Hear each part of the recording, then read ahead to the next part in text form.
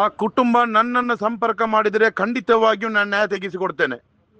ನನ್ನ ನಂಬರ್ ಆ ಕುಟುಂಬಕ್ಕೆ ಕೊಡಿ, ಖಂಡಿತವಾಗಿಯೂ ಸುಪ್ರೀಂ ಕೋರ್ಟ್ಗೆ ಬೇಕಾದ್ರೆ ನನ್ನ ಕರ್ಕೊಂಡು ಹೋಗ್ತೇನೆ, ಸರ್ಕಾರದ ಮುಖ್ಯಮಂತ್ರಿ ಹತ್ರ ಕರ್ಕೊಂಡು ಹೋಗ್ತೇನೆ. ಆ ಕುಟುಂಬ ಯಾರು ಆಗಲಿ, ಆ ಕುಟುಂಬಕ್ಕೆ ನನ್ನ ನಂಬರ್ ಕೊಡಿ. ನಾನು ಹಕೀಂ ಕೂರನ್ನ ಕೇಳ್ತಾ ಇರೋದು, ಆ ಸಂತ್ರಸ್ತೆ ಕುಟುಂಬದ ತಾಯಿಗೆ ಅಥವಾ ತಂದೆಗೆ ನನ್ನ ನಂಬರ್ ಕೊಡಿ. ಅವ್ರಿಗೆ ಯಾವುದು ಹಿಂದೂ ಸಂಘಟನೆಯವ್ರು ನ್ಯಾಯ ತೆಗೆಸಿಕೊಟ್ಟಿಲ್ಲಲ್ಲ, ನಾನು ನ್ಯಾಯ ತೆಗೆಸಿಕೊಡ್ತೇನೆ. ಅವ್ರಿಗೆ ಏನು ನ್ಯಾಯ ಬೇಕಾದ್ರೂ ತೆಗೆಸಿಕೊಡ್ತೇನೆ ಖಂಡಿತವಾಗಿಯೂ. ಯಾವ ವ್ಯಕ್ತಿ ಯಾವ ಕಮ್ಯುನಿಟಿ ಬೇಕಾದರೆ, ಯಾರಿಗೆ ನಿಮಗೆ ಕಾನೂನಲ್ಲಿ ಇಲ್ಲಿ ಅನ್ಯಾಯ ಆಗ್ತಾ ಇದೆ, ಕಾನೂನು ನ್ಯಾಯ ನಿಮ್ಮ ಹತ್ರ ಇದ್ರೆ ನಿಮ್ಗೆ ನ್ಯಾಯ ತೆಗೆಸಿಕೊಡೋ ಜವಾಬ್ದಾರಿ ನಮ್ದು. ಅದಕ್ಕೋಸ್ಕರನೇ ನಾವಿರೋದು. ಆ ಹೆಣ್ಣು ಮಗಳನ್ನ ಸಂತ್ರಸ್ತೆಯ ಕುಟುಂಬಕ್ಕೆ ನನ್ನ ನಂಬರ್ ಕೊಡಿ, ನನ್ನನ್ನು ಸಂಪರ್ಕ ಮಾಡಲಿ. ನಮ್ಗೆ ಅವರ ನಂಬರ್ ಇಲ್ಲ.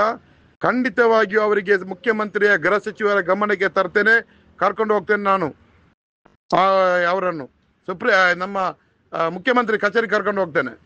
ಇದೇ ತರ ಹಿಂದೆ ಒಂದು ಇನ್ಸಿಡೆಂಟ್ ಆಗಿತ್ತು ತಲಪಾಡಿಯಲ್ಲಿ, ಇದೇ ತರ ಆಗಿತ್ತು. ನಾನು ಎಲ್ಲಿಗೆ ಬೇಕು ಜಿಲ್ಲಾಧಿಕಾರಿ ಕಚೇರಿಗೆ, SP ಕಚೇರಿಗೆ, ಕಮಿಷನರ್ ಕಚೇರಿಗೆ ಹೋಗಿ ಕೂರಿಸಿ ಅದಕ್ಕೆ ಬೇಕಾದ ವ್ಯವಸ್ಥೆ ಮಾಡಿ ಹಿಂದೆ ಕೊಟ್ಟಿದ್ದೇನೆ ನಾನು.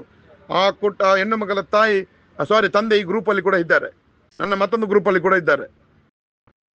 ನಾನು ನ್ಯಾಯ ತೆಗೆಸಿಕೊಡ್ತೇನೆ. ಯಾವುದೇ ಹಿಂದೂ ಸಂಘಟನೆ ಬರುವುದಿಲ್ಲಮ್ಮ ನಿಮ್ಮ ಇದಕ್ಕೆ. ಅದು ಮುಸಲ್ಮಾನ್ ಆಗಿರ್ಬೇಕಿತ್ತು, ಬರ್ತಾರೆ ಅವರು ನಿಜವಾಗಿ ನಿಮ್ಮ ಮೇಲೆ ಪ್ರೀತಿಯಲ್ಲಿ ಬರುವುದಲ್ಲ. ಇಲ್ಲಿ ಮುಸಲ್ಮಾನರಿಗೆ ತೊಂದರೆ ಆಗ್ಬೇಕು ಉದ್ದೇಶ ಇಟ್ಟುಕೊಂಡು ಅವರು ಬರುವುದು. ಯಾವ ಹಿಂದೂ ಸಂಘಟನೆ ಬರುವುದಿಲ್ಲ.